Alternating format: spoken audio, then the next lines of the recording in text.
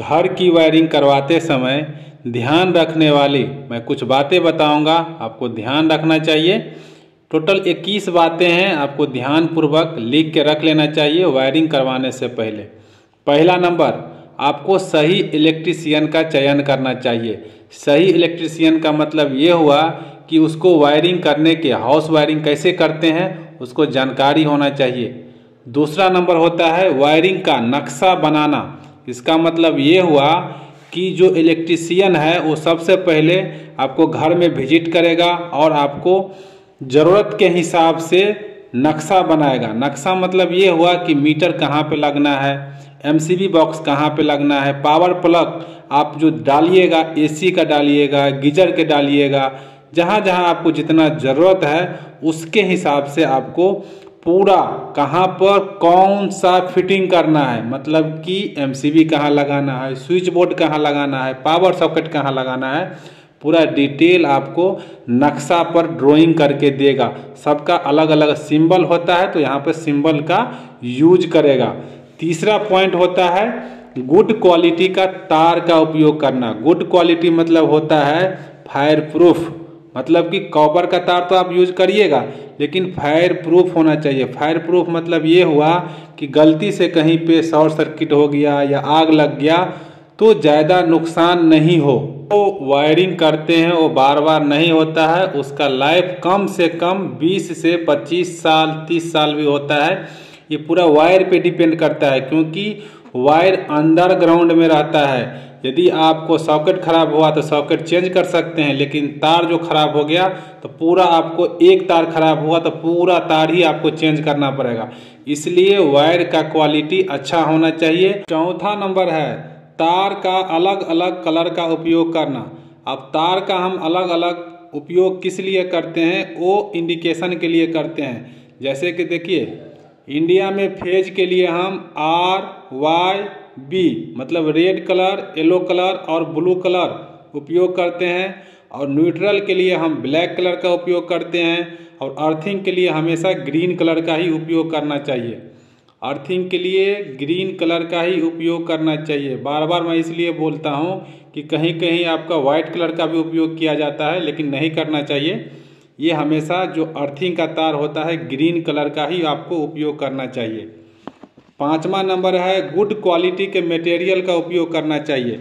Good quality के material का मतलब हुआ जो इंडियन स्टैंडर्ड जो होता है ना, आपको इसको फॉलो करना चाहिए। जैसे कि ISI मार्क होना चाहिए। जितना भी आप सामान इसमें मटेरियल लगाएंगे, होल्डर हो गया, स्विच हो गया, MCB बॉक्स हो गया, जितने भी मटेरियल जैसे सीलिंग रोज हो गया, आपको गुड क्वालिटी का मटेरियल का उपयोग करना चाहिए। छठा नंबर है कम से कम इंसुलेशन टेप का उपयोग करना चाहिए। कम से कम मतलब हुआ यदि आप अंडरग्राउंड वायरिंग कर रहे हैं तो कम से कम टेप का मतलब हुआ जॉइंट कम से कम होना चाहिए। जहाँ पे जॉइंट रहता है वहीं पे हम इंसुलेशन टेप का उपयोग करते हैं। इसलिए आपको ध्यान रखना है, कोशिश करना है कि कम से कम इंसुलेशन टेप का उपयोग करना चाहिए, खासकर अंडरग्राउंड वायरिंग के लिए।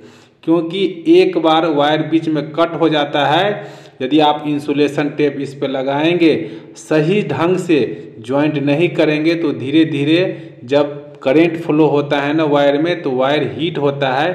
तो इंसुलेशन टेप यदि इसमें एयर थोड़ा बहुत भी एयर चला गया ना तो धीरे धीरे इंसुलेशन टेप जल जाता है। इसलिए आपको इंसुलेशन टेप कम से कम उपयोग करना चाहिए अंडरग्राउंड वायरिंग के लिए। जहाँ भी आपको उपयोग करना है वहाँ पे सही से वायर को ज्वाइंट करके प्रॉपर, और इसमें एक स्लीव आता है, पहले आपको स्लीव लगाना चाहिए। स्लीव, और स्लीव को क्या करना चाहिए, हॉट एयर गन से उसको सही से बैठा देना चाहिए। इसके ऊपर से आपको इंसुलेशन टेप लगाना चाहिए। 7 नंबर पॉइंट है सही एमसीबी का चयन करना चाहिए। जो इलेक्ट्रीशियन आपके घर में वायरिंग करता है आपको पूरा घर का लोड कैलकुलेशन करेगा, उसके अकॉर्डिंग आपको एमसीबी का रेटिंग बता देगा। ये एमसीबी का अलग अलग रेटिंग होता है, 6 एम्पियर का, 10 एम्पियर का। 8 नंबर पॉइंट है अर्थिंग का उपयोग करना। जितना भी आपका सॉकेट रहता है, पावर सॉकेट रहता है, फैन रहता है, जहाँ पे अर्थिंग का ज़रूरत है हमेशा आपको एमसीबी बॉक्स से अर्थिंग का तार डालना चाहिए।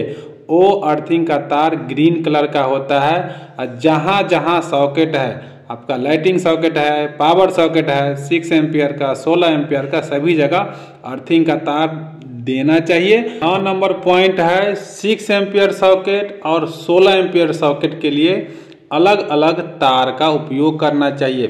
बहुत जगह आपको मिलेगा कि 6 एम्पियर और 16 एम्पियर जहाँ पे 2 सॉकेट है वहाँ पे एक ही तार का उपयोग करते नहीं, यहाँ पे अलग अलग तार का उपयोग करना चाहिए।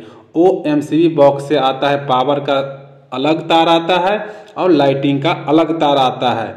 क्योंकि देखिए पावर का लोड ज़्यादा होता है, 2000 वाट, 1000 वाट, 2000 से ज़्यादा भी होता है, क्योंकि इसमें गीजर, एसी चलता है। और लाइटिंग में आपका 6 एम्पियर का रहता है, जैसे छोटा फैन हो गया, छोटा मोटा लोड चलता है तो उसके लिए अलग तार आता है। तो आपको अलग अलग तार का उपयोग करना चाहिए। 10 नंबर पॉइंट है फैन के साथ रेगुलेटर हमेशा लगाना चाहिए। क्योंकि देखिए गर्मी में तो आपको हाई स्पीड वोल्टेज कम रहता है तो आपको ज़्यादा स्पीड का ज़रूरत पड़ता है, तो हवा तो ज़्यादा लगेगा। लेकिन ठंड में कभी कभी आपको ठंड भी लगता है, कभी कभी गर्मी भी लगता है, आप रेगुलेटर से फैन का स्पीड कम ज़्यादा कर सकते हैं। इसीलिए आपको जितना भी फैन रहे सब में रेगुलेटर का उपयोग करना चाहिए। 11 नंबर में है इन्वर्टर का तार अलग से लगाना चाहिए।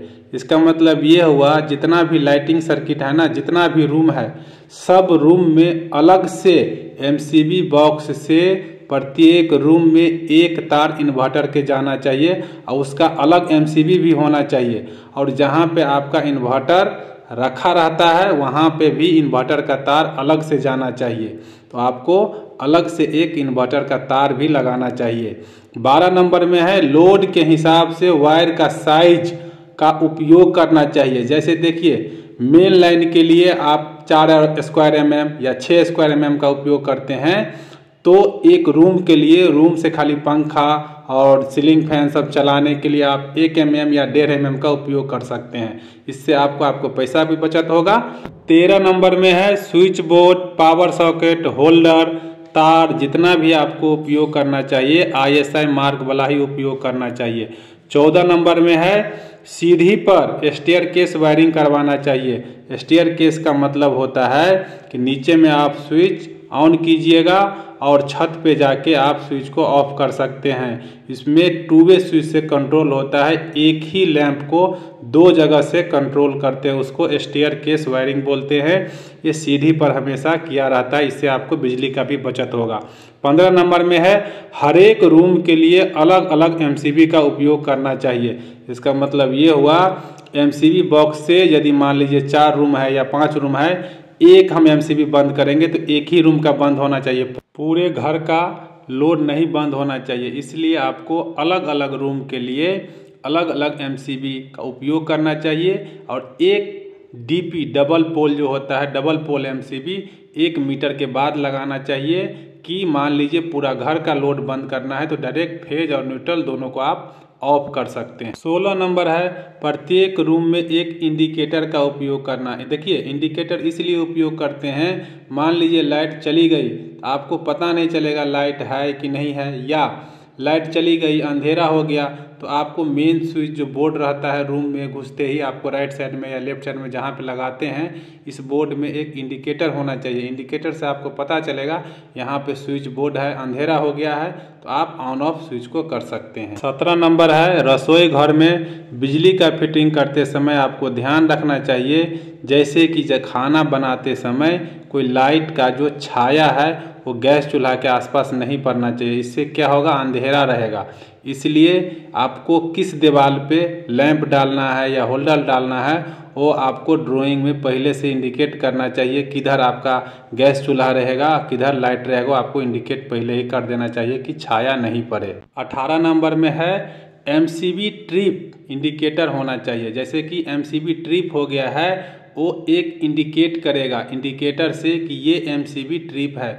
वो एमसीबी बॉक्स के पास ही रहता है, आप नीचे से देख सकते हैं कि मेरा कितना नंबर का एमसीबी ट्रिप है, वो इंडिकेटर जल जाएगा। 19 नंबर में है फेज को हमेशा स्विच से कंट्रोल करना चाहिए, न्यूट्रल को कभी भी कंट्रोल नहीं करना चाहिए। न्यूट्रल डायरेक्ट जाता है, फेज को हमेशा स्विच से ही कंट्रोल करना चाहिए। 20 नंबर में है सॉकेट जो होता है, सॉकेट के राइट साइड में हमेशा फेज डालते हैं और लेफ्ट साइड में न्यूट्रल डालते हैं और सबसे ऊपर में आपको अर्थिंग डालते हैं। वो आपको ध्यान देना है कि राइट साइड में ही फेज होना चाहिए सॉकेट के। 21 नंबर में लास्ट पॉइंट है, जो न्यूट्रल का तार होता है ना, प्रत्येक रूम में एमसीबी बॉक्स से अलग अलग होना चाहिए।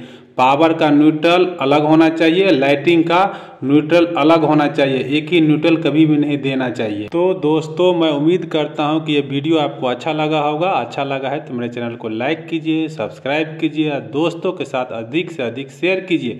यदि कोई क्वेश्चन है तो कमेंट्स कीजिए, मैं उसका आंसर जरूर दूंगा। Thank you very much.